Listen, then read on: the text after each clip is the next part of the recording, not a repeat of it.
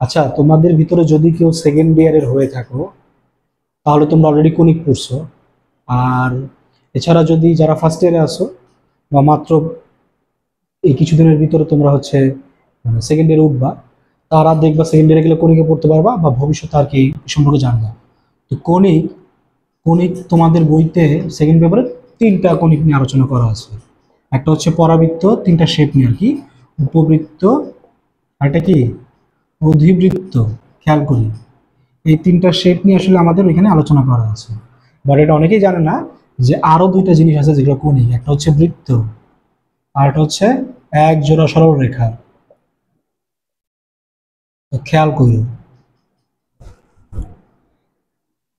যে এক জোড়া সরল রেখা কি, এটা তোমাদের মানে ইন্টারমিডিয়েট লেভেলে নাই, এটা যারা ম্যাথ নিয়ে পড়ালেখা করে বা যারা ইঞ্জিনিয়ারিং পড়বে তারা জানে। তো যখন আমি কনিক করাবো তখন এটা দেখাবো কিভাবে কি। বাট বৃত্তটা দেখো, বৃত্তটা ফার্স্ট পেপারে আমরা আলোচনা করে ফেলি। তো কনিকের যে সাধারণ সমীকরণ আছে, কনিকের সাধারণ সমীকরণ আছে ওটাও লিখে দিই, যদিও তোমরা এখন আগা মাথা বুঝবে না। তারপর x square plus two h x y plus b y square plus two g x plus two f y plus c equal to zero. এটা হচ্ছে কনিকের সাধারণ সমীকরণ। কার সাধারণ সমীকরণ? কনিকের। খেয়াল করো, এটা হচ্ছে কনিকের সাধারণ সমীকরণ, বা এটা হচ্ছে তোমার সাধারণ দ্বিঘাত সমীকরণও বলা হয় এটাকে। এটা আমরা যখন অনার্সে পড়ছি তখন এটা ছিল আমাদের সাধারণ দ্বিঘাত সমীকরণ। তো এটা দিয়ে তুমি প্রত্যেকটা কণিককে মনে করো যে কণিকের স্ট্যান্ডার্ড ফর্মকে তুমি নিয়ে যেতে পারবে। এটার ভিতরে যখন বৃত্ত পড়ে, বৃত্ত তো ক্যাটাগরির ভিতরেই পড়বে, তাই না? বৃত্ত হওয়ার শর্ত হচ্ছে এ ইকুয়াল টু বি হইতে হয় আর এইচ ইকুয়াল টু জিরো হইতে হয়। এটার দ্বারা কি বললাম বুঝবা না, এখন যেটা বলি সেটা একটু খেয়াল করো। দেখো,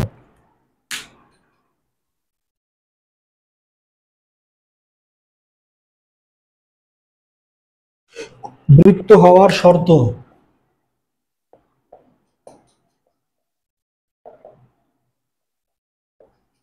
এক নাম্বার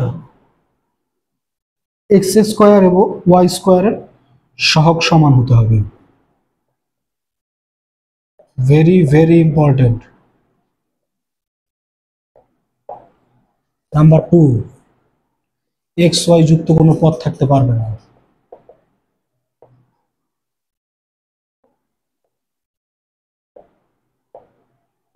খেয়াল করো, কথাটা শুধু শুধু বলা না, তোমার কাছে মনে পড়ে কি বলতেছেন আপনি, একটু খেয়াল করি।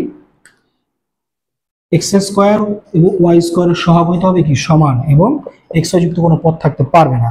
সমীকরণ দেখলেই তোমরা বলে ফেলতে পারবে এটা কি বৃত্ত কি বৃত্ত না, কোনো গবেষণা করতে হবে না। যার সমীকরণটা দেখবা এই দুইটা শর্ত মিলাবা, ডাইরেক্ট বলে ফেলবা। কেন?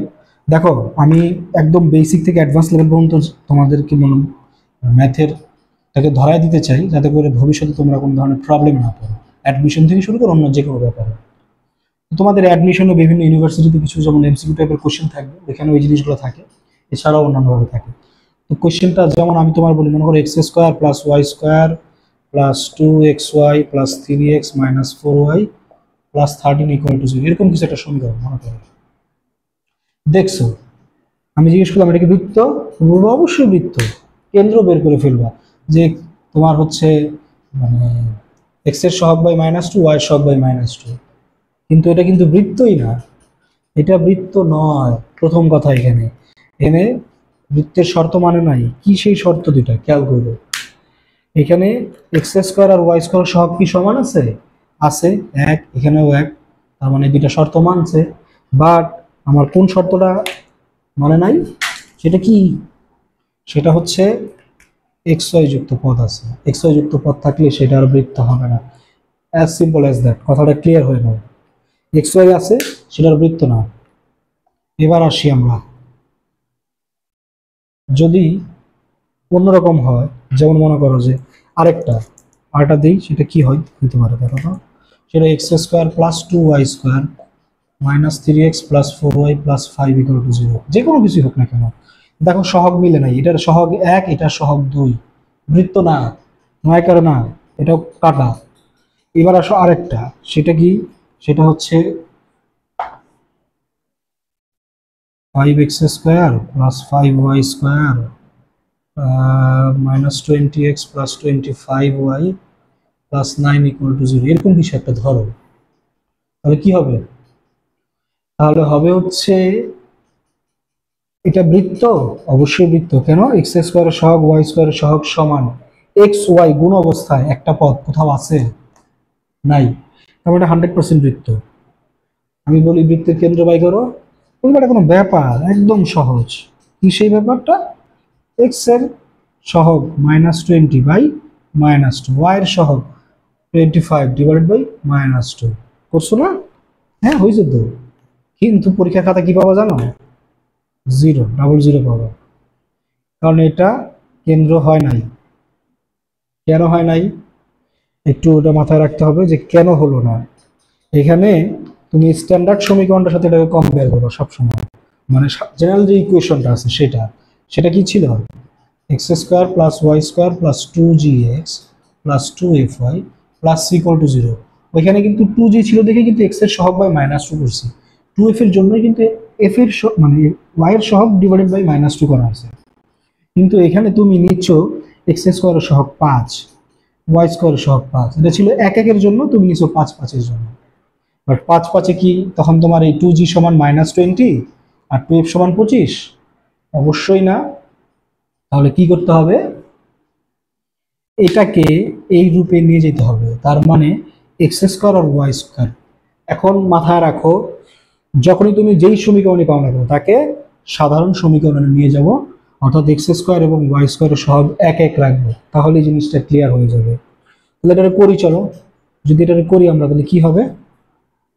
এটা সাধারণ সমীকরণ হলে কি হয় দেখো, এটা হবে এক্স স্কোয়ার, 5 দিয়ে ভাগ দাও, ওয়াই স্কোয়ার মাইনাস 4 × 5 = 20 প্লাস 5 × 5 = 25, 5 দিয়ে ভাগ দিলে, হ্যাঁ, তারপর হবে কত? 9/5। দেখো 9 5 দিয়ে ভাগ হবে। এইবার এখন তোমরা কেন্দ্র লিখতে পারো কত? এক্স এর সহগ বাই -2, ওয়াই এর সহগ বাই -2, যা হবে তাই। এবার ঠিক আছে। আর এখন সিও ঠিক আছে, 9/5। আগে সি লিখতে কত? শুধু 9। এটা ভুল, জিনিসটা ক্লিয়ার হয়ে নাও একদম। আজকের পর থেকে যাতে কখনোই বৃত্ত হওয়ার শর্ত কখনো ভুল না হয়। বৃত্ত আমরা চিনতে পারবো, বৃত্ত যে কোনো সমীকরণ দেখার সাথে সাথে বলতে পারবো সেটা বৃত্ত কিনা, এবং তার হচ্ছে তোমার কেন্দ্র ব্যাসার্ধ আমরা ইজিলি বের করে ফেলতে পারবো। পারবো তো ইনশাল্লাহ? কেন্দ্র তো জানলাম, ব্যাসার্ধ কিভাবে বের করে? ব্যাসার্ধটা কি হবে? √g² plus f² minus C. জি কত? এখান থেকে তুমি কিন্তু পাইছো -g এর মান, দেখো 2 পাইছো, আর এখানে পাবো তুমি -5/2। এটা কিন্তু -g2, তাহলে জি এর মান কত হবে?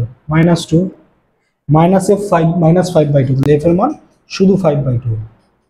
আর সি কত? 9/5। এই প্রত্যেকটা এখানে বসায় দাও, ব্যাসার্ধ পেয়ে যাবো। কথা কি ঠিক আছে? সো আমরা আসলে সমীকরণ দেখলেই বৃত্ত কিনা সেটা যাচাই করতে পারবো এবং বৃত্তের সমীকরণ নির্ণয় করতে পারবো। ওকে।